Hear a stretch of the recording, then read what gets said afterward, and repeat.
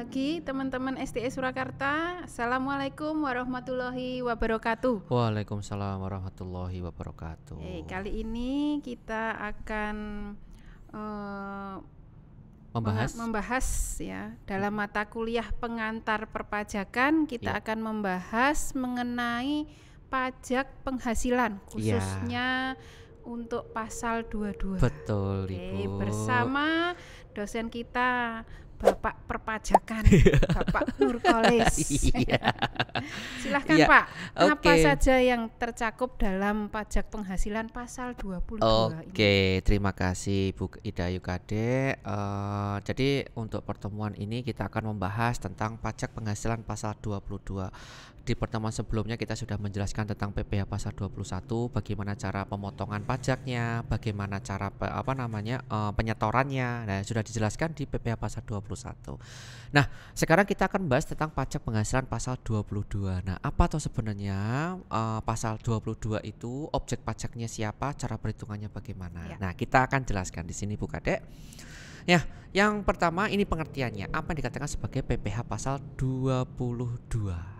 Ya, jadi ini pengertian dari PPh pasal 22. Dijelaskan di sini, PPh pasal 22 adalah pajak yang dipungut oleh bendaharawan pemerintah. Siapa tuh bendaharawan pemerintah itu?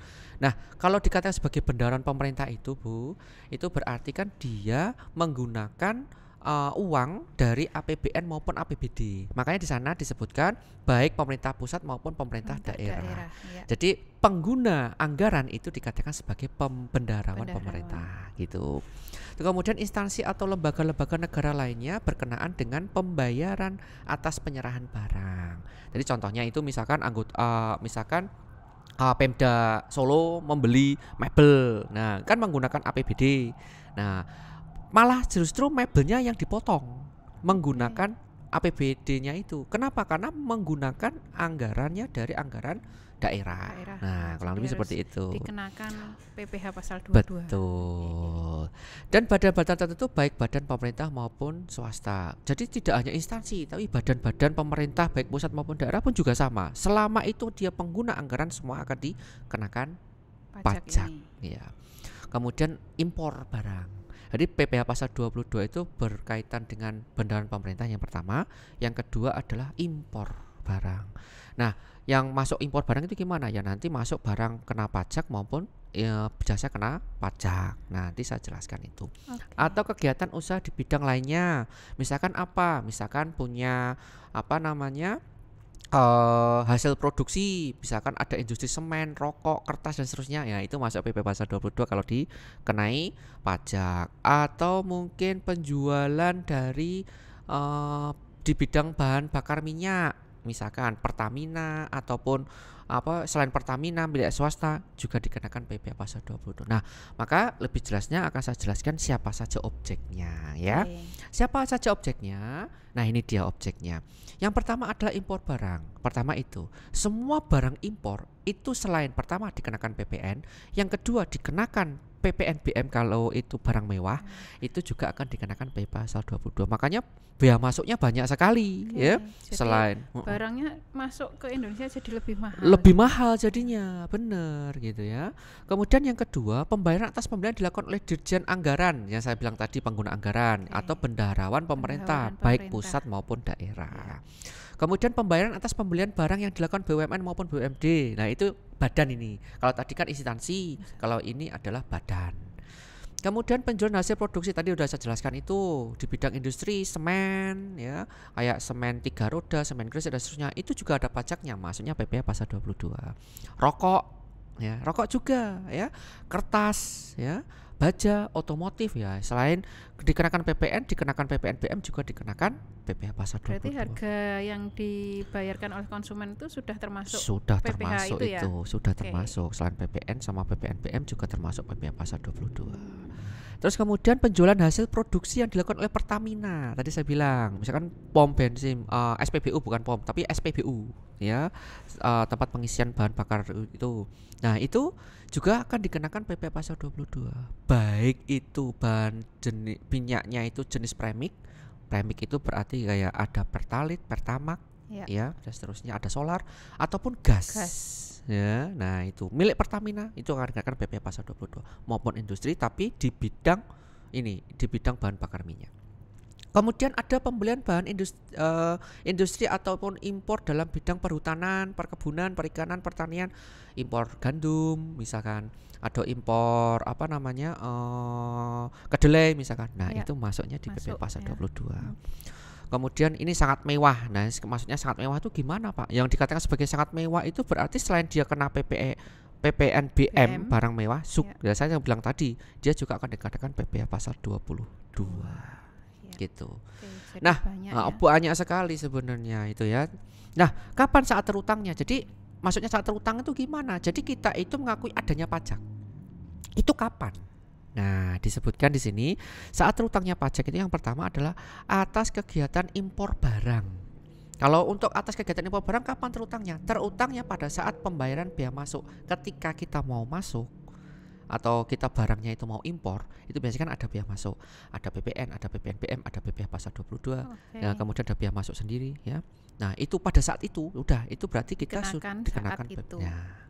Itu ya.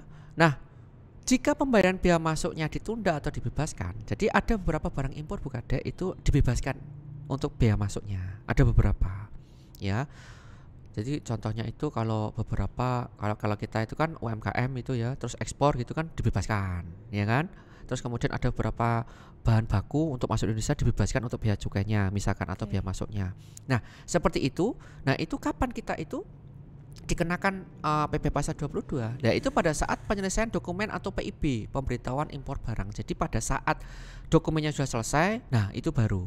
Kalau bedanya kalau dia itu ada biaya masuknya pada saat biaya masuknya. Tapi kalau biaya masuknya tidak ada, berarti pada saat penyelesaian impor barangnya itu. Kemudian yang kedua, saat terutangnya pajak kegiatan pembelian barang. Itu kapan? Ya, itu disebutkan di sana terutang dan dipungut pada saat dilakukan pembayaran. Ya, berarti kalau pembelian barang, kalau saya membeli, ya pada saat membeli itu. Berarti langsung kayak tadi ya. Berarti kayak semen tadi kita bayar dah ada itu pajaknya. Sudah termasuk pajaknya. Gitu ya, termasuk kayak kita beli kursi mebel misalkan apa gitu kan oleh anggota dewan misalkan, ya udah itu langsung pada saat bayar itu dikenakan PPh pasal 22. Kemudian atas penjualan hasil produksi tadi semen dan seterusnya tadi terutang dari pungut pada saat penjualan. Nah, pada saat penjualan itu tadi yang disebutkan Bu Kadek tadi. Kemudian atas penjualan hasil produksi atau pengolahan barang bahan bakar minyak, yaitu terutang dan dipungut pada saat penerbitan surat perintah pengeluaran barang atau delivery order. Jadi kan biasanya kalau kita itu mau kalau kita punya SPBU Bu Kadek, kemudian kita mau isi ulang ya kalau habis kan biasanya, nah kita kan mesti ada namanya delivery ordernya itu. Jadi minta dikirim berapa tangki dan seterusnya kayak gitu. Nah, pada saat itu maka PPh pasal 22 langsung sudah dikenakan. Gitu ya. Terus sekarang kita masuk bagaimana tarifnya. Nah, kita akan bahas satu-satu ya untuk tarif pajaknya. Yang pertama adalah tadi sebutkan impor barang. Untuk impor barang itu ada dua macamnya, ada API dan tidak ada API. Apa itu API? Nah, kalau barang impor itu biasanya kalau Bu Kadek itu memperhatikan di kontainer itu ada stiker biasanya. Nah, di situ itu ada namanya API. Apa itu API? Angka pengenal impor. Nah, itu nanti yang dimaksudkan ini barangnya legal atau ilegal gitu. Kalau sudah ada stikernya berarti sudah dicek oleh bea cukai, berarti dikatakan sebagai barang legal atau resmi. Tapi kalau tidak ada, terus kemudian dia diangkut-angkut dan seterusnya kayak gitu melewati bea cukai, nah berarti dia dikatakan sebagai barang ilegal. Untuk tarifnya berbeda soalnya, karena semuanya dikenakan pajak. Semua barang impor baik legal maupun ilegal dikenakan pajak. Nah, yang punya API atau angka pengenal impor tarifnya berapa? 2,5% dari nilai impor. Nilai impor dari mana? CIF plus BM. CIF itu apa Pak? Cost biayanya, insuran itu asuransinya, atau freight itu biaya angkutnya. Plus BM biaya masuknya. Jadi total seluruhnya Bu. Jadi kalau costnya berapa biayanya, insuransinya asuransinya berapa di total, kemudian biaya angkutnya berapa tambah biaya masuknya berapa di total itu dikatakan nilai impor. Betul. Jadi nilai impor itu bukan hanya nilai jualnya saja atau nilai belinya saja, tapi termasuk CIF plus BM. Itu dikatakan sebagai nilai impor. Dikalikan 2,5%. Itu kalau memiliki API atau angka pengenal impor. API itu perlu diketahui, API itu angka pengenal impor. Kemudian yang tidak ada apinya gimana? Ya juga sama dikenakan, tapi lebih besar jadinya. Jadi kan ini dikatakan barang ilegal nih. Ya, jadi lebih tinggi. Lebih tinggi. Iya, semuanya kalau dia itu tidak resmi biasanya lebih tinggi. Ini pasar bebas misalkan Bukadek itu jalan-jalan ke Singapura gitu ya, beli tas mahal gitu ya, dibawa, itu kan ilegal itu nggak boleh. Kalau dia masuk ke imigrasi atau bea cukai itu akan dikenakan itu, dan itu lebih besar biasanya, sebesar berapa? 7,5% dari nilai impor. Nilai impornya tadi CIF plus BM, cost insurance freight plus bea masuk. Nah itu untuk impornya. Ini sekalian saya kasihkan contoh Bukadek biar kita paham gitu ya, lebih jelas lagi. Nah ini PT Dell ini perusahaan komputer Bu di Amerika, memiliki angka pengenal impor ya, melakukan impor komputer dari Amerika dengan rincian sebagai berikut. Harga komputer atau cost-nya itu kalau kita menggunakan dari Amerika berarti menggunakan US dollar. Kita contohkan misalkan 20.000 US dollar. Kemudian ada asuransinya atau freight-nya itu sebesar 1.000 US dollar asuransinya atas barang tersebut ketika barang diimpor. Terus kemudian ada biaya angkut atau freight-nya 4.000 US dollar. Totalnya harga pabeannya sebesar 25.000 US dollar. Pungutnya, biaya masuknya sebesar 20% dari mana itu? Nah, ini berarti biaya 20% dari harga pabean. Ya toh, berarti kan? Harga pabean. Berarti 20% dikalikan 25.000.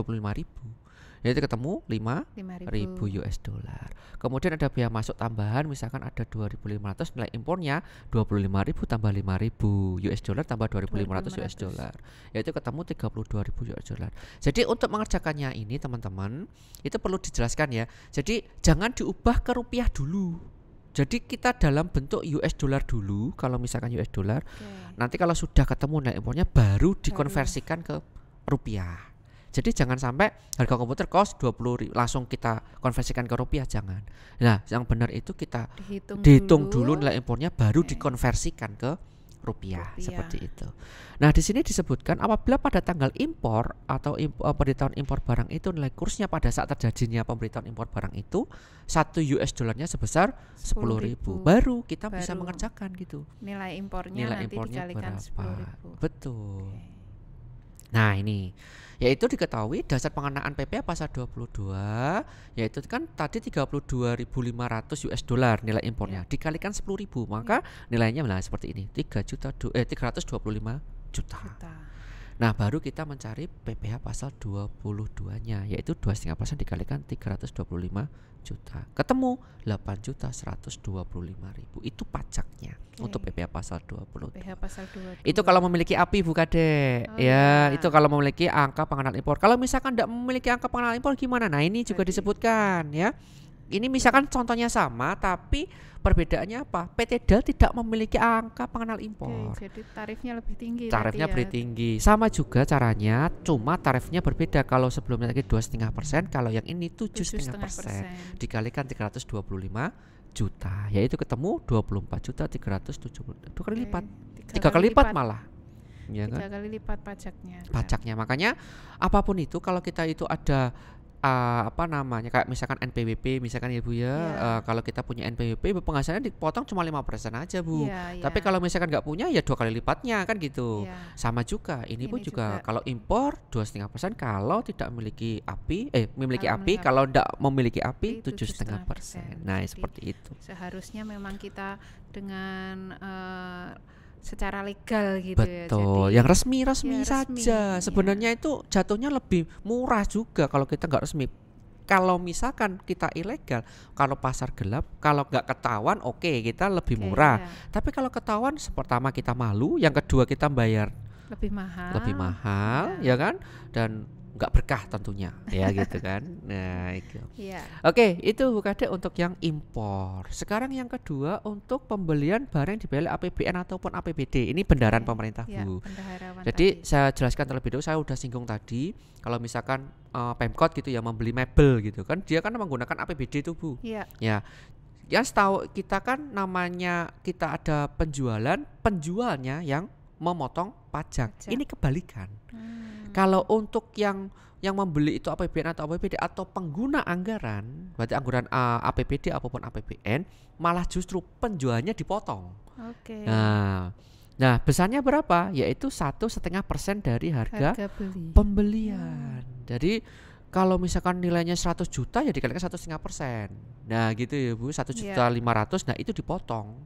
Nah itu bukan potongan tapi dipotong oleh benaran pemerintah yang nanti akan masuk PPh pasal 22. Seperti itu. Disetorkan untuk PPh pasal 22. Nah, tapi juga ada pembayaran dikecualikan di sini Bu. Jadi walaupun kita menggunakan APBD ataupun APBN juga ini tidak akan dikenakan PPh pasal 22. Ada pengecualiannya. Siapa saja itu? Yang pertama, pembayaran atas penyerahan barang bukan merupakan jumlah yang dibaca yang melebihi jumlahnya kurang dari 1 juta. Semua transaksi kalau kurangnya 1 juta itu nggak perlu dipotong PPh pasal 22. Walaupun kita menggunakan APBN atau APBD. Yang pertama, kurang dari 1 juta. Kemudian yang kedua, pembayaran untuk pembelian BBM. Misalkan kita ada kendaraan dinas, kita beli di pom bensin, kan nggak mungkin kita sampai 1 juta lebih gitu kan, paling kan 100.000, 200.000, 400.000 kan sudah penuh tuh mobil. Nah itu biasanya nggak perlu dikenakan PPN pasal 20 PPh pasal 22. Listrik nggak boleh, gas, air minum PDAM atau benda-benda pos, materai, kertas, amplop, ya itu nggak boleh. Walaupun kita menggunakan anggaran APBN maupun APBD. Gitu Bu Kade. Jadi itu tidak perlu ya. Tidak perlu, ada pengecualiannya, ada pasal 22. Nah, ini contoh juga Bu Kade. Nah, ini misalkan PT Segara Alam melakukan transaksi pengadaan furniture dengan Pemda DKI. Jadi dia pengguna anggaran APBD DKI.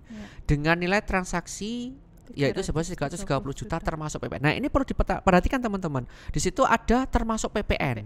Berarti di dalamnya 330 juta itu sudah ada dalam PPN. Padahal dasar pengenaan pajaknya tidak ada PPN di dalamnya.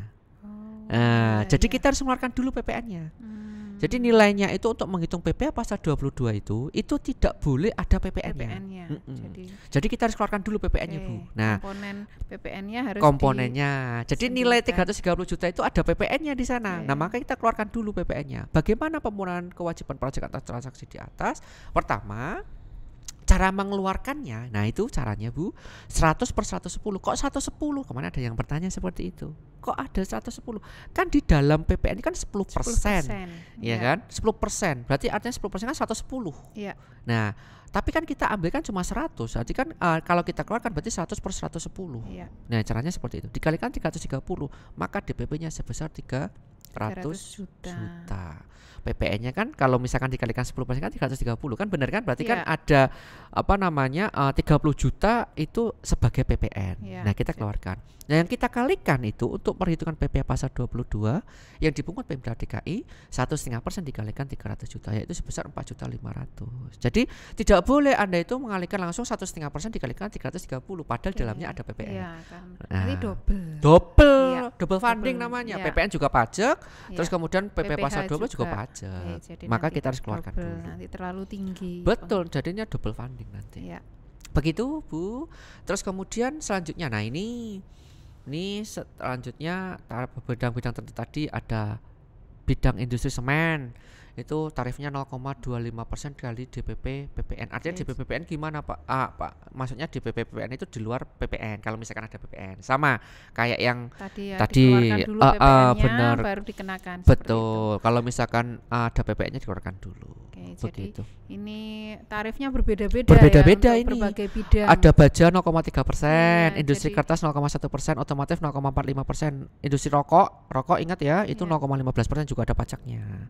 Jadi nanti teman-teman harus tahu bahwa nanti PPh yang dikenakan itu berbeda-beda tergantung bidangnya.